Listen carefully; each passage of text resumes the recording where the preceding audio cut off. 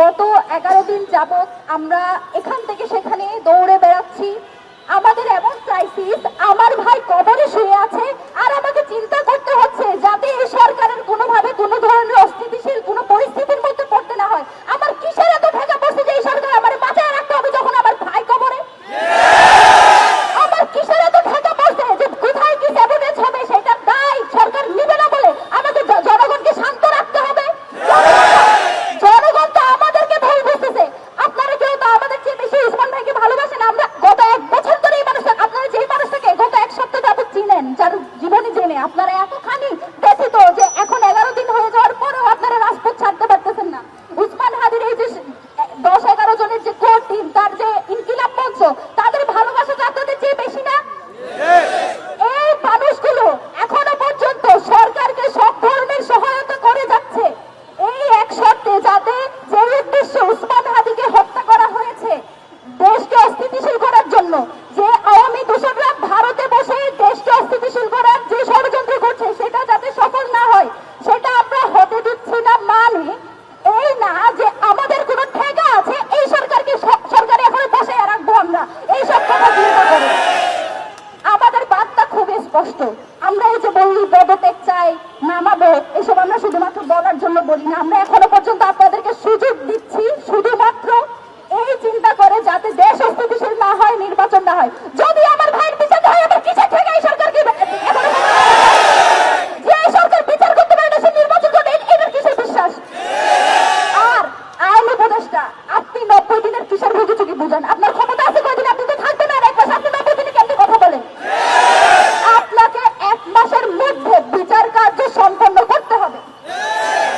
একই সাথে যে খুনিরা শুধুমাত্র সুতার ফয়সাল, সে একেবারে শেষ ঘটি, যে শেষ কার্য ঘটিয়েছে এই ঘটনায় স্পষ্টত রাষ্ট্রের একটা অংশ যারা এখনো পর্যন্ত ভারত এবং আওয়ামী লীগের পারপাস সার্ভ করে তারা এই কাজ ঘটিয়েছে। তাদেরকে যত দ্রুত সম্ভব, এই যে মিলিটারি ইন্টেলিজেন্স, তাদের কাছে সব তথ্য ছিল আমার ভাইকে কারা খুন করবে, তারা কিভাবে ছাড়া পেয়েছে, তারা যে ইনকিলাব কালচারাল সেন্টারে আসছে, সব তথ্য তাদের কাছে ছিল। তারপরে তারা এই কাণ্ড ঘটতে দিয়েছে। তার দায় তাদেরকে নিয়ে এখনো পর্যন্ত যে আওয়ামী দূষণরা এই সব কার্য ঘটাচ্ছে তাদেরকে অতি দ্রুত গ্রেফতার করতে হবে। এই ব্যাপারে কোনো সুশীলতা মানি না। আমরা এখনো পর্যন্ত স্থির আছি। বাংলাদেশের জনগণ মুখিয়ে আছে কখন ইনকিলাব মঞ্চ ঘোষণা দিবে এবং তারা রাজপথে নেমে এসে যা পারে তাই করবে। আমরা সেটা দেখছি না।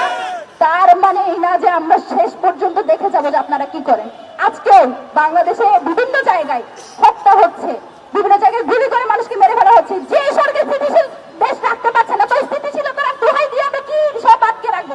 আমার কোনো ঠেকা নাই যে আপনারা আমি সরকারে বসে রাখবো। লাইফটাইম বাইর করবে এই সরকারের যেসব এই সব ব্যাপারে কোনো সুশীলতা হবে না যতদিন পর্যন্ত আমার ভাইয়ের বিচার হবে। আমার আপনাদের সাথে কোনো সুশীলতা নাই। আমার যা হারানোর আমি হারাই ফেলছি, এখন আমার সরকার নিয়ে চিন্তা ভাবনা করার কোনো দরকার নেই। আমাদের বিচার লাগবে এবং সেটা নির্বাচনের আগে, এবং সেটা 1 মাসের মধ্যে। এই 1 মাসের মধ্যে বিচার কার্য সম্পাদন করার জন্য 24 ঘন্টা টাইম দিয়েছি। যদি না পারেন, আপনারা আরেকটা চিন্তা ভাবনা করতেছেন সরকার তো আর বেশি দিন নাই, মাসখানেক সময় আছে, আগে ভাগে একটু পদত্যাগ করে পালাইয়া যায়। না, আপনাকে আমরা পালাইতে দিব না, দিচ্ছি না। কোনোভাবে যদি ভাবেন যে আস্তে করে পালাইয়া যাবেন, এইটা হবে না। আপনি যাবেন, যাওয়ার আগে বলে যাইতে হবে যে এখানে কে আপনাকে কাজ করতে দেয় না, কার কারণে কাজ করতে পারে না, কার সাথে লিয়াজে করে আপনি এসব কাজ করতে পারেন। এটা আমাদের স্পষ্ট দাবি। ইনকিলাব মঞ্চ আগামী, আমরা এখন থেকে আমাদের লাগাতার কর্মসূচি থাকবে যতদিন পর্যন্ত না সব পুরো সিন্ডিকেট, বারবার বলছি, শুধুমাত্র ফয়সাল সুতার একমাত্র না, তাকে কোনো বন্দুক যুদ্ধের মাধ্যমে দেখতে চাইলে সে বিদেশে থাকলে দেশে আনতে হবে এবং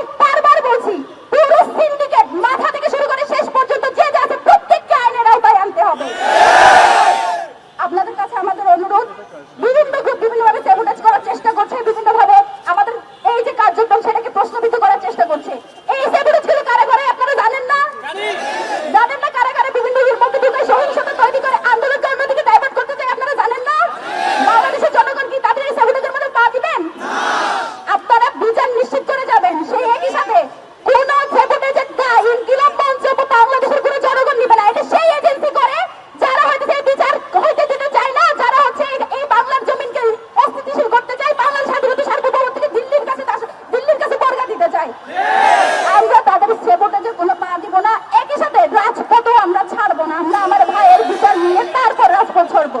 ইনকিলাব জিন্দাবাদ, বাংলাদেশ জিন্দাবাদ।